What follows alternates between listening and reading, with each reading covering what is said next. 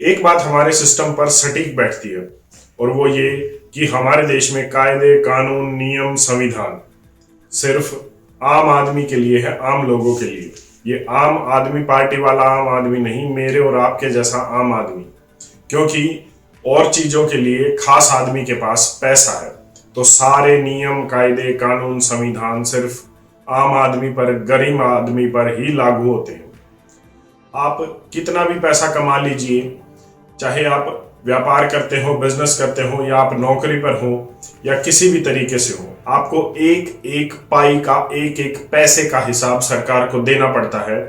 सालाना आप ITR income tax return file करते हैं, उससे आपके एक एक रुपए का सरकार पता लगा लेती है कि आपने किस तरीके से कैसे कमाया। और अगर आप ऐसा नहीं करते हैं तो इनकम टैक्स डिपार्टमेंट वाले खुद आपके घर आकर ये पता कर लेंगे कि ये पैसा कहां से आया है, कहां से नहीं। और अगर आप थोड़े बहुत ज्यादा रसूखदार वाले आदमी हैं तो ईडी आपके घर आ जाएगी। लेकिन अगर आप किसी भी राजनीतिक पार्टी के नेता हैं तो यकीन मानिए, ना तो आपको कुछ इनकम टैक्स रिटर्न भरने की जरूरत है, ना ही आपसे कोई पूछने वाला है। और आप बस एक चीज लिख दीजिए कि इनकम फ्रॉम अननोन सोर्स, तो सब चल जाएगा। ऐसा मैं इसलिए कह रहा हूं क्योंकि ऐसा हो रहा है। डेमोक्रेसी की, लोकतंत्र की सबसे अच्छी खासियत यह होती है कि उसमें पारदर्शिता होती है। उसमें शीशे की तरह साफ होता है कि क्या है क्या नहीं है, और कोई भी चीज छुपाई नहीं जाती। लेकिन क्या डेमोक्रेसी है, क्या लोकतंत्र है, वो इस बात से पता लग जाएगा कि association of democratic reforms ADR एक ऐसी संस्था है जो रिसर्च करती है और रिव्यू करती है कि राजनीतिक पार्टियों को पैसा कहां से आ रहा है। कहीं ऐसा तो नहीं है कि वो भ्रष्टाचार करके, करप्शन करके, या फिर किसी टेररिस्ट ऑर्गेनाइजेशन से, आतंकवादियों से पैसे लेकर इलेक्शन में पैसे लगा रहे हैं। तो वो इन चीजों पर अपनी नकेल रखती है एक तरह से, और देखती है कि सब कुछ ठीक चल रहा है, पैसा जो आ रहा है वो ठीक तरीके से आ रहा है। अब इसी एसोसिएशन ऑफ डेमोक्रेटिक रिफॉर्म्स ने, ADR ने एक रिपोर्ट जारी की है, और उस रिपोर्ट ने बता दिया है कि हमाम में सब नंगे हैं। 2021-2022 में 2000 करोड़ से ज्यादा रुपए देश की 7 बड़ी राजनीतिक पार्टियों को मिले, और ये 2172 करोड़ रुपए जो देश की इन बड़ी राजनीतिक पार्टियों को मिले, जिनमें बीजेपी, कांग्रेस, तृणमूल कांग्रेस, CPIM, ये सभी पार्टियां हैं, उनमेमें सबसे ज्यादा पैसा मिला हमारे देश की सरकार की पार्टी को, मतलब बीजेपी को, भारतीय जनता पार्टी को। लगभग 1161 करोड़ रुपए, 2172 का लगभग 50% जो पैसा मिला वो मिला बीजेपी को। इसके अलावा दूसरे नंबर पर आम आदमी दीदी वाली पार्टी, जो केजरीवाल की बहन लगती हैं, और दूसरे पर अपने आप को साफ सुथरी छवि दिखाने वाली दीदी, ममता दीदी की पार्टी रही तृणमूल कांग्रेस। 550 करोड़ से ज्यादा इन्हें मिला। अब ये कहां से मिला, कहां से आया?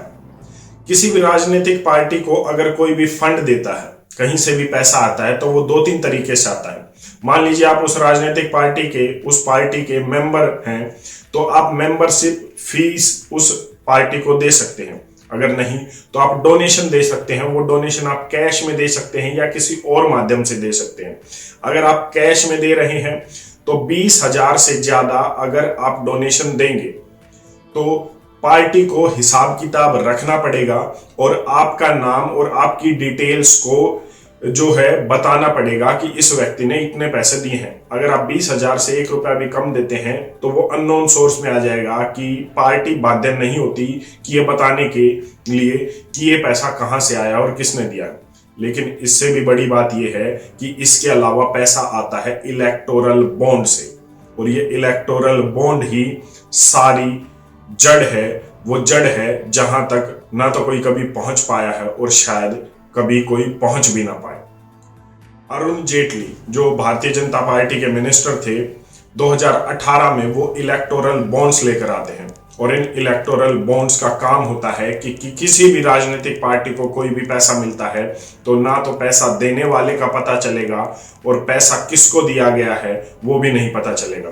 मैं आपको इलेक्टोरल बॉन्ड्स के बारे में बता दूं कि मान लीजिए आपकी बात किसी पार्टी से हो गई, किसी राजनीतिक पार्टी से हो गई, और उन्होंने आपको कह दिया कि आप पार्टी के फंड में 10 करोड़ रुपए दे दीजिए, हमारी सरकार आने पर आपको टेंडर या बड़ी बड़ी जो है चीजें मिल जाएंगी, आपके लिए जमीन दे देंगे, आपको टेंडर दे देंगे, आपको पोर्ट दे देंगे या आपको एयरपोर्ट दे देंगे, तो आप क्या करेंगे? आप 10 करोड़ रुपए लेकर SBI, state bank of India एक ऐसा बैंक है जो पूरे देश में इलेक्टोरल बॉन्ड को जो है देता है, आप वो पैसा लेकर एसबीआई के पास जाएंगे और एसबीआई को कहेंगे कि मुझे 10 करोड़ रुपए के इलेक्टोरल बॉन्ड्स दे दीजिए। एसबीआई आपको इलेक्टोरल बॉन्ड्स दे देगा। वो इलेक्टोरल बॉन्ड्स होते कैसे हैं? जैसे आप किसी भी कोर्ट में जाकर स्टैम्प पेपर लेते हैं, उसी तरीके से ये कॉन्ट्रैक्ट पेपर्स होते हैं। तो SBI, state bank of India, आपको वो पेपर्स दे देगा और उनकी वैल्यू होगी 10 करोड़ रुपए। अब वो या तो आप सीधे जाकर अपनी पार्टी को दे दीजिए या फिर एजेंट के माध्यम से किसी भी राजनीतिक पार्टी को, पॉलिटिकल पार्टी को दे सकते हैं। उसके बाद वो party state bank of India में जाकर उन्हें एनकैश करा लेती है, उसके बदले पैसे ले लेती है। अब यहां पर कैच, यहां पर जो मेन चीज आती है वो ये कि किसी को ये नहीं पता होगा कि 10 करोड़ रुपए के इलेक्टोरल बॉन्ड्स किसने खरीदे। दूसरी तरफ किसी को ये नहीं पता होगा कि 10 करोड़ रुपए के इलेक्टोरल बॉन्ड्स का जो पैसा आया वो राजनीतिक पार्टी के पास किससे आया। और राजनीतिक पार्टी, कोई भी राजनीतिक पार्टी हो, वो सिर्फ एक चीज लिखकर इसे छुपा सकती है, वो ये कि वो सिर्फ इतना लिखेगी कि 10 करोड़ रुपए के इलेक्टोरल बॉन्ड से पार्टी के पास पैसा आया फ्रॉम अननोन सोर्स। ये अननोन सोर्स का ना तो कोई पूछने वाला है ना कोई बताने वाला है।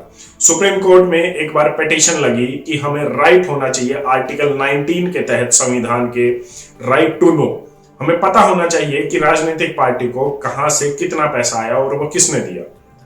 तो सुप्रीम कोर्ट ने इलेक्टोरल बॉन्ड्स के लिए क्लीन चिट दे दी और ये बता दिया कि इलेक्टोरल बॉन्ड्स आर्टिकल 19 के तहत इस राइट टू नो में, मतलब आप पता कर सके, उस राइट में, उस अधिकार में नहीं आते, ये इससे बाहर है। अब वो किस दबाव में किया गया, क्यों किया गया, या सुप्रीम कोर्ट ने क्या सोचकर उसे किया, ये तो शायद सुप्रीम कोर्ट ही जवाब दे सकती है। मेरे और आपके हाथों में या इतने लेवल पर कम से कम हम तो नहीं है। अब समस्या यहां पर यह आ रही है कि साल 2021-2022 में 2172 करोड़ रुपया देश की 7 बड़ी राजनीतिक पार्टियों को मिला, उसमें से 83% इनकम सिर्फ इलेक्टोरल बॉन्ड से आई उन्हें, जिसका किसी को कुछ नहीं पता। और 66% इनकम को राजनीतिक पार्टियों ने ये कहा कि ये अननोन सोर्स से है, मतलब हम नहीं बता सकते कि ये कहां से आई, कैसे आई। तो क्या आप सोच सकते हैं कि डेमोक्रेसी है, लोकतंत्र है और यहां पर कुछ पारदर्शिता है, ट्रांसपेरेंसी है? मुझे तो नहीं लगता। आपको क्या लगता है? कमेंट करके जरूर बता सकते हैं।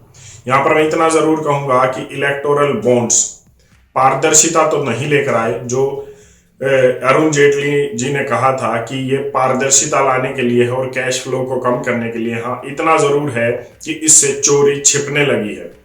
आप इससे बड़े आराम से कह सकते हैं कि अननोन सोर्स से पैसा आया है, हमें कुछ पता नहीं, और फिर अपने दोस्तों की मदद अंदर ही अंदर कर सकते हैं। इसने भ्रष्टाचार को जरूर बढ़ावा दिया है, चाहे कोई भी राजनीतिक पार्टी हो। जैसा मैंने पहले कहा, हमाम में सब नंगे। लेकिन यहां पर बात इतनी आती है कि क्या भ्रष्टाचार सिर्फ नेताओं तक सीमित है? क्या आज हम समाज का हिस्सा हैं और समाज में भ्रष्टाचार है, तो क्या हम भ्रष्टाचार का हिस्सा नहीं है? जैसे पहले जमाने में राजाओं के दरबार लगते थे, ठीक उसी तरीके से आज लोग अपने काम निकलवाने के लिए नेताओं के ऑफिस में, नेताओं की कोठी पर, उनके सरकारी आवास पर जाते हैं अपने काम निकलवाने के लिए। जिन कामों को हो जाना नेताओं का काम होना चाहिए, उनकी जिम्मेदारी होनी चाहिए आपको वो सुविधाएं देना, उनके बदले वो आपको अपनी कोठियों पर बुलाते हैं, आपको अपने सरकारी आवास पर बुलाते हैं और वहां दरबार लगता है, जैसे राजाओं का दरबार लगता था, और आप भी वहां जाते हैं। आप भी इलेक्टोरल बॉन्ड्स या जो भी है, लोग इलेक्टोरल बॉन्ड्स या उन्हें दान चंदा देकर अपने काम निकलवाते हैं, चाहे वो कोई टेंडर लेने का काम हो या फिर वो सरकारी नौकरी लेने का काम हो या फिर कोई अपना निजी काम हो। तो क्या हम भ्रष्टाचार का हिस्सा नहीं है? और जब उन्हें पता है कि लोग भ्रष्टाचार का हिस्सा है, तो सरकार को भी कुछ ज्यादा नहीं पड़ी है इस भ्रष्टाचार को कम करने की। वरना ये सरकार के ही माध्यम से होगा। और अगर लोग आवाज उठाने लग जाएं, अगर लोग साथ ही ना दें, तो नेताओं को जरूरी हो जाएगा कि ऐसे नियम, ऐसे कायदे कानून या इस तरीके के इलेक्टोरल बॉन्ड्स जैसे कुछ तरीके ना लेकर आए, और अगर लेकर आ गई है तो इन्हें बंद करे ताकि भ्रष्टाचार कम हो। सच तो यह है कि जैसे लोग होते हैं वैसा ही समाज होता है। आज भ्रष्टाचार, करप्शन हमारी नसों में खून की तरह दौड़ रहा है, जिसकी वजह से नेताओं को भी शय मिल गई है। आज उन्हें पता है कि अगर एक उंगली लोग तुम्हारी तरफ उठाएंगे तो 4 उंगलियां खुद वो अपनी तरफ भी कर रहे हैं। ये कड़वी सच्चाई है जिसे हमें जानना होगा। लेकिन मैं यहां पर इतना जरूर कहूंगा कि शुरुआत हमें हमसे ही करनी होगी। कुछ शुरुआत ऊपर से होती है, यथा राजा तथा प्रजा, की जैसा राजा करेगा वैसा ही समाज होता आएगा। लेकिन कुछ बदलाव हमें नीचे से करने पड़ेंगे। अगर हम चाहते हैं कि देश से भ्रष्टाचार खत्म हो तो हमें पहले भ्रष्टाचार खुद खत्म करना होगा। हमें अपने काम के लिए नेताओं के तलवे चाटने बंद करने होंगे। हमें अपने काम के लिए लोगों को, नेताओं को घूस देनी बंद करनी होगी। ठीक है, अगर आप किसी राजनीतिक विचारधारा से जुड़े हुए हैं तो आप उसको सपोर्ट कीजिए, लेकिन कानून के दायरे में रहकर आप उसको चेक दीजिए, आप कैश ना दीजिए। इलेक्टोरल बॉन्ड्स अगर आप दे रहे हैं तो दायरे में रहकर दीजिए। सिर्फ अपना काम निकलवाने के लिए, टेंडर निकलवाने के लिए या फिर नौकरी लगवाने के लिए तो मत ही कीजिए। अगर आप समाज में सकारात्मक बदलाव चाहते हैं तो ये बदलाव आपसे ही शुरू होगा और आप पर ही खत्म होगा। अगर आप बदल गए तो समाज बदल ही जाएगा, और अगर आपने समाज को बदल दिया तो नेताओं को तो बदलना ही पड़ेगा। उनके पास कोई रास्ता नहीं है, क्योंकि उन्हें अभी आपकी जरूरत है। जब तक लोकतंत्र है या तथाकथित लोकतंत्र है हमारे देश में, जब तक इलेक्शन हो रहे हैं, उन्हें आपकी वोट की जरूरत पड़ेगी ही पड़ेगी। तो अगर उन्हें आपकी जरूरत पड़ेगी और अगर आप बदल गए और कहेंगे कि कुछ गलत नहीं होना चाहिए मेरे देश में, तो यकीन मानिए वो नहीं होगा। आपकी इस पर अपनी क्या राय है, एक बार कमेंट करके जरूर बताएं। धन्यवाद। जय हिंद।